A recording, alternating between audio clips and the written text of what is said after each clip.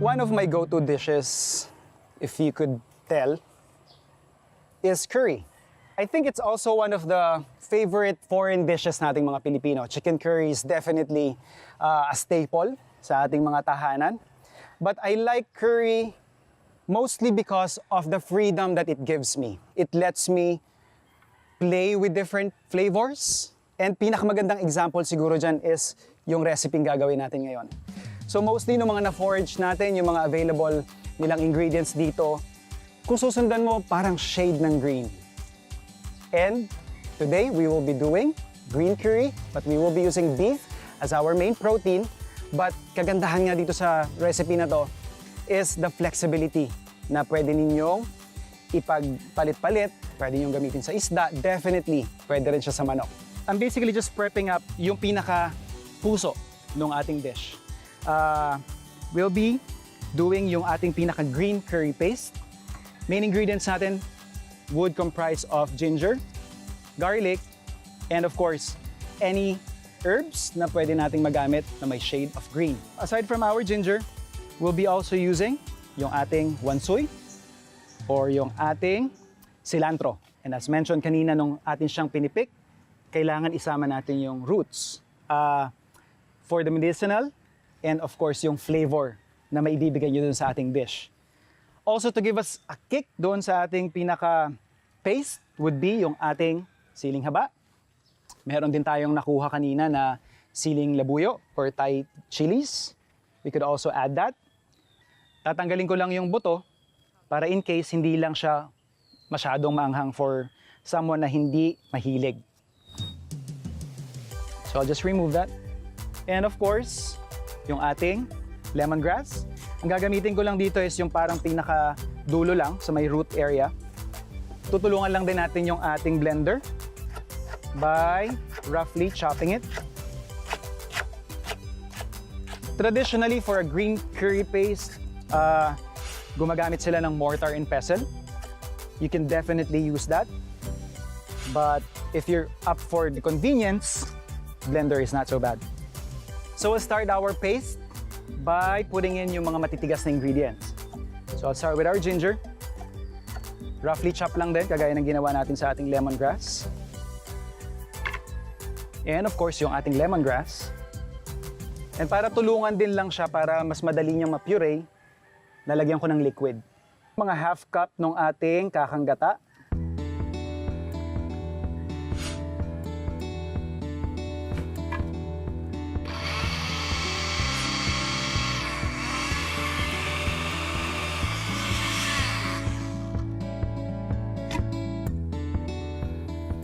Pag inamoy mo, labas na yung aroma ng ating lemongrass tsaka ng ginger. So we'll just add the rest of our coconut milk and then add the rest of our green ingredients. Start off with our siling haba. Next up, yung ating cilantro or coriander. Stir it up lang. And reminder lang din po, since kasama yung roots, make sure na malinis ito . Also, our onion leeks.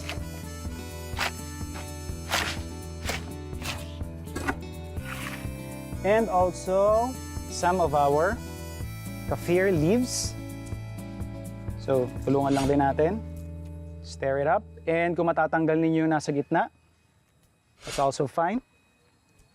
And let's give it a quick blitz.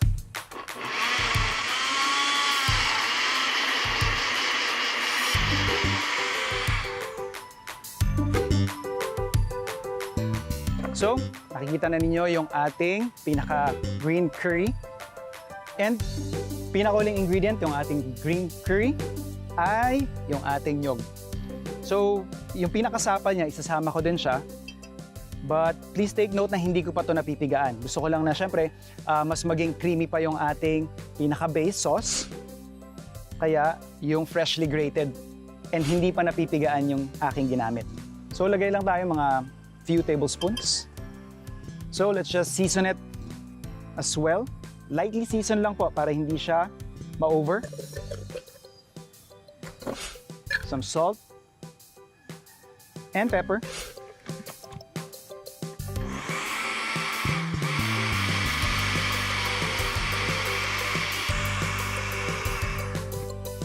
So, let's just check yung consistency. And I'm pretty satisfied na. Hindi siya sobrang tubig, hindi rin siya sobrang lapot. And I can proceed now with our beef. Sa Melendres Farm sa Antipolo Rizal, ang destinasyon ng ating food adventure ngayong araw. Sila ang nanguna sa pagbuo ng isang network o komunidad ng mga farmers mula sa mga probinsya gaya ng Rizal, Batangas, Tarlac at Nueva Vizcaya.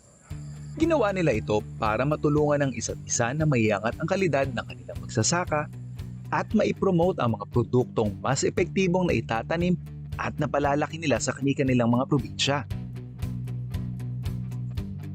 At sa paglilibot ko sa kanilang mahigit 3 ektarya na taniman ng iba't ibang gulay at herbs, nakakuha ako ng mga sangkap para sa isang masarap na beef and green curry dish.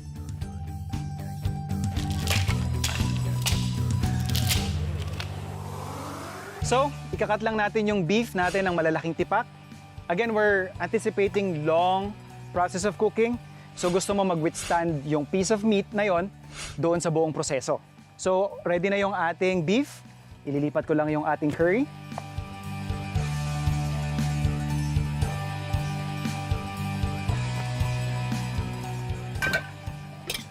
Ready na tayo mag-sear. Para lang din mas lumalim pa yung lasa ng ating putahe, iba-brown lang natin ng konti yung ating beef. Kapag isi-sear niyo yung inyong beef, kailangan hindi sobrang init. Kung makikita ninyo, marami siyang taba. So gusto natin lumabas yan. And yung mantika na yun would also add flavor.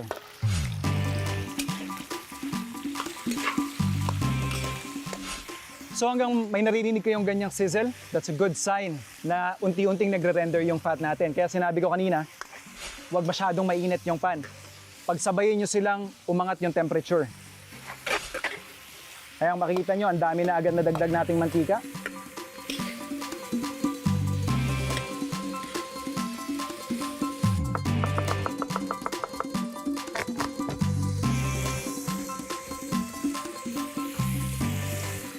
Ayan. Lumabas na yung iba pang mantika. Pwede na nating samahan ang ating mga aromatics. I'll start off with our onions. And kung makikita rin ninyo yung gilid, may magandang browning nang nangyayari. And also our garlic.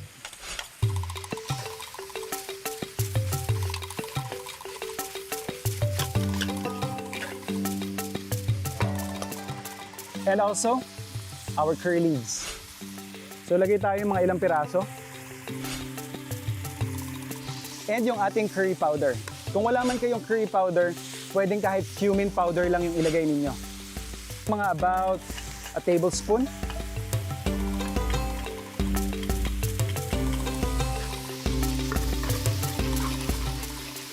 And then finally, yung ating green curry paste.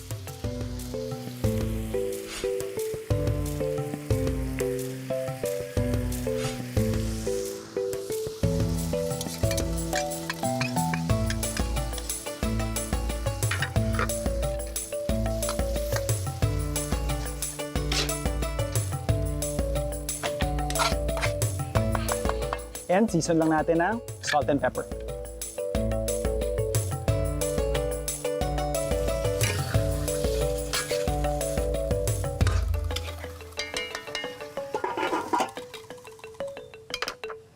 So aalalayan nyo lang to ng stock para hindi siya masunog sa ilalim. And then hanggang 4 tender siya. Babalikan natin and we should be ready for plating.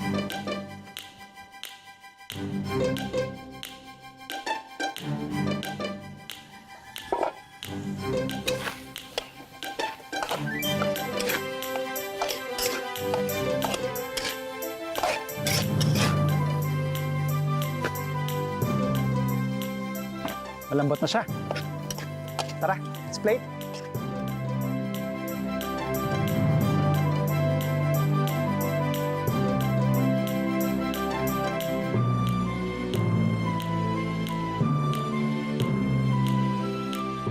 Ayan, luto na ang ating beef and green curry.